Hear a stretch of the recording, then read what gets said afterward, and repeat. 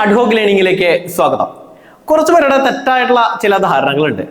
ആൺകുട്ടികൾക്ക് പറ്റുന്ന ജോലികൾ എന്ന് പറയുന്നത് യൂണിഫോംഡ് തസ്തികകളാണ്. Civil police officer, civil excise officer, fireman, അതുപോലെ അസിസ്റ്റന്റ് പ്രിസൺ ഓഫീസർ തുടങ്ങിയിട്ടുള്ള തസ്തികകൾക്കാണ് ആൺകുട്ടികൾക്ക് എളുപ്പം. ഫിസിക്കൽ ടെസ്റ്റ് ഒക്കെ ഉണ്ട്, കട്ട് ഓഫ് കുറയും. അത് കാരണം കൊണ്ട് ആൺകുട്ടികൾക്കായിരിക്കും അത് കൂടുതൽ കിട്ടുക. കൂടുതൽ വേക്കൻസികൾ ആൺകുട്ടികൾക്കാണ്. മറ്റൊന്നും തന്നെ ആൺകുട്ടികൾക്ക് കിട്ടാൻ ബുദ്ധിമുട്ടാണ്. പ്രത്യേകിച്ച് LDC പോലുള്ള തസ്തികകളെല്ലാം അവര് മുൻകൂട്ടി എഴുതി വെച്ച് കഴിഞ്ഞ പോലെയാണ്. ഇതൊക്കെ പെൺകുട്ടികൾക്ക് പറ്റിയിട്ടുള്ള തസ്തികയല്ലേ, ഇതൊന്നും ആൺകുട്ടികൾക്ക് പഠിച്ചെത്തില്ലാന്നേ എന്നൊക്കെ പറയുന്ന ഒരുപാട് ആൾക്കാരുണ്ട്. സോ അവർക്ക് വേണ്ടിയിട്ടാണ് ഇന്നത്തെ ഈ വീഡിയോ നമ്മൾ ചെയ്തിട്ടുള്ളത്. 207/2019 എന്ന് പറയുന്ന കാറ്റഗറി നമ്പർ, അതായത് മുമ്പ് നടന്നിട്ടുള്ള 2022 പുറത്തു വന്ന LDCയുടെ റാങ്ക് ലിസ്റ്റ്, അതെടുത്ത് പരിശോധിച്ചു കഴിഞ്ഞാൽ ഇതെല്ലാം തെറ്റായ ധാരണകളാണെന്ന് കൃത്യമായിട്ട് നിങ്ങൾക്ക് മനസ്സിലാവും. കാരണം എന്താണെന്നറിയോ? അതിലെ കാസർഗോഡ് ജില്ല മുതൽ തിരുവനന്തപുരം വരെയുള്ള കണക്കുകൾ നമുക്കൊന്ന് നോക്കാം. കാസർഗോഡ് ജില്ലയിലെ കഴിഞ്ഞ LDC പരീക്ഷയിലെ ആദ്യത്തെ 10 റാങ്ക് എടുത്തു കഴിഞ്ഞാൽ അതിൽ 7 പേരും ആൺകുട്ടികളായിരുന്നു. 3 പേര് മാത്രമാണ് പെൺകുട്ടികളായിട്ടുള്ളത്. അത് പെൺകുട്ടികളെ കുറച്ച് കാണാൻ വേണ്ടിയിട്ടല്ല ഞാൻ പറയുന്നത്. ഈ ഒരു വീഡിയോന്റെ ലക്ഷ്യം തന്നെ ആൺകുട്ടികൾക്ക് LDC കിട്ടില്ല എന്ന് ചിന്തിച്ചിരിക്കുന്നവർക്ക് ഒരു മോട്ടിവേഷൻ ആവാൻ വേണ്ടിയിട്ടാണ് കേട്ടോ. അപ്പോൾ കഴിഞ്ഞ പ്രാവശ്യം കാസർഗോഡ് ജില്ലയിലെ ആദ്യ 10 റാങ്കിൽ 7 പേര് ആൺകുട്ടികളും 3 പേര് പെൺകുട്ടികളും. അതിൽ 1ാം റാങ്ക് പെൺകുട്ടിക്കായിരുന്നു, പക്ഷേ 2ാം റാങ്ക് ആൺകുട്ടിക്കാണ്. കണ്ണൂർ ജില്ല എടുത്ത് പരിശോധിച്ചു കഴിഞ്ഞാൽ ആദ്യത്തെ 10 റാങ്കിൽ 10 പേരും ആൺകുട്ടികളാണ്. അപ്പൊ 1ാം റാങ്കും 2ാം റാങ്കും ഒന്നും എടുത്ത് പറയേണ്ട ആവശ്യമില്ലല്ലോ, 10 പേരും ആൺകുട്ടികൾ.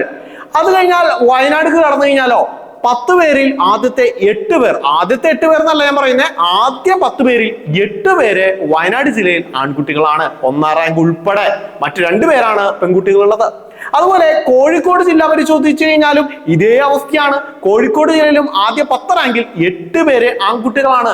മലപ്പുറത്തേക്ക് വന്നു കഴിഞ്ഞാൽ 10 പേരിൽ ആദ്യ 10 പേരിൽ 6 പേര് എന്താണ് നമ്മുടെ ആൺകുട്ടികളാണ്, 4 പേര് പെൺകുട്ടികളാണ്. പാലക്കാട് ജില്ലയിൽ 5 പേര് പെൺകുട്ടികൾ, 5 പേര് ആൺകുട്ടികൾ.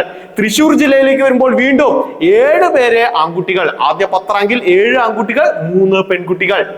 എറണാകുളം ജില്ലയിലേക്ക് വരുമ്പോഴോ ആദ്യ 10 റാങ്കിൽ 6 ആൺകുട്ടികൾ, 4 പെൺകുട്ടികൾ. ആലപ്പുഴയും കുറച്ചു മുമ്പ് പറഞ്ഞ പാലക്കാടിനെ പോലെ തന്നെ 5 ആൺകുട്ടികളും 5 പെൺകുട്ടികളും.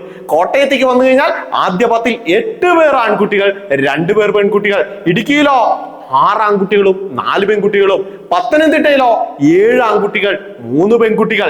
കൊല്ലം ജില്ലയിലോ 6 ആൺകുട്ടികൾ, 4 പെൺകുട്ടികൾ. നോക്കൂ, ആദ്യ 10 റാങ്കിലെ 13 ജില്ലകൾ എടുത്തപ്പോഴും ഒന്നിലോ ഒപ്പത്തിനൊപ്പം അല്ലെങ്കിൽ ഒരു പടി മുമ്പിൽ ആൺകുട്ടികളാണ് നിൽക്കുന്നത്.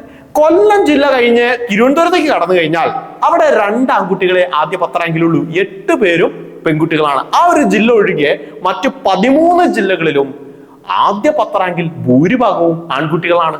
140 പേരെ എടുത്തു കഴിഞ്ഞാൽ, അല്ലെ, 14 ജില്ലകളിലെ ആദ്യ 10 റാങ്കുകൾ കണക്കാക്കുമ്പോൾ ടോട്ടൽ 140 പേരെടുത്താൽ അതിൽ 91 പേര് ആൺകുട്ടികളും 49 പേര് പെൺകുട്ടികളും.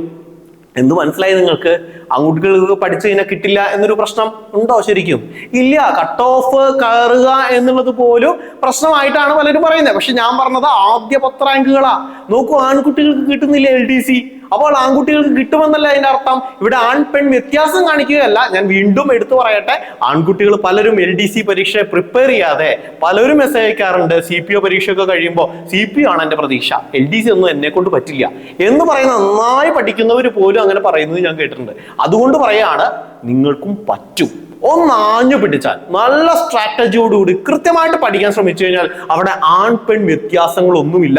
എല്ലാവർക്കും ഒരുപോലെ പഠിച്ചെടുക്കാൻ പറ്റുന്നതാണ് ഈ ഒരു പരീക്ഷ എന്ന് പറയുന്നത്. അതുപോലെ തന്നെ 1ാം റാങ്കുകൾ പരിശോധിച്ചു കഴിഞ്ഞു കഴിഞ്ഞാലും നോക്കൂ, 6 ജില്ലകളിൽ 1ാം റാങ്ക് നേടിയിരിക്കുന്നത് ആൺകുട്ടികളാണ്. 14 ജില്ലകളിലെ 6 ജില്ലകളിൽ 1ാം റാങ്ക് ആൺകുട്ടികൾ നേടി. 7 ജില്ലകളിൽ 2ാം റാങ്ക് ആൺകുട്ടികൾക്കുണ്ട്. 7 ജില്ലകളിൽ 2ാം റാങ്ക് ആൺകുട്ടികൾക്കുണ്ട്. അപ്പൊ അതിൽ നിന്ന് മനസ്സിലായി, കൃത്യമായി പറഞ്ഞാൽ ആൺകുട്ടികൾക്കും പെൺകുട്ടികൾക്കും എന്നുള്ള വ്യത്യാസമില്ലാതെ പഠിച്ചാൽ, സ്ട്രാറ്റജിക് ആയിട്ട് പഠിച്ചാൽ ആർക്കും നേടിയെടുക്കാം എന്ന് മനസ്സിലാക്കുക. ആരും തന്നെ ഇത് പെൺകുട്ടികൾക്കുള്ളതാണ് അല്ലെങ്കിൽ ഇത് ആൺകുട്ടികൾക്കുള്ളതാണെന്ന് പറഞ്ഞ് മാറ്റിയിരിക്കാതെ നിങ്ങൾ എല്ലാവരും സമയം കളയാതെ ഇരുന്ന് പഠിക്കാൻ ശ്രമിക്കുക. So all the best.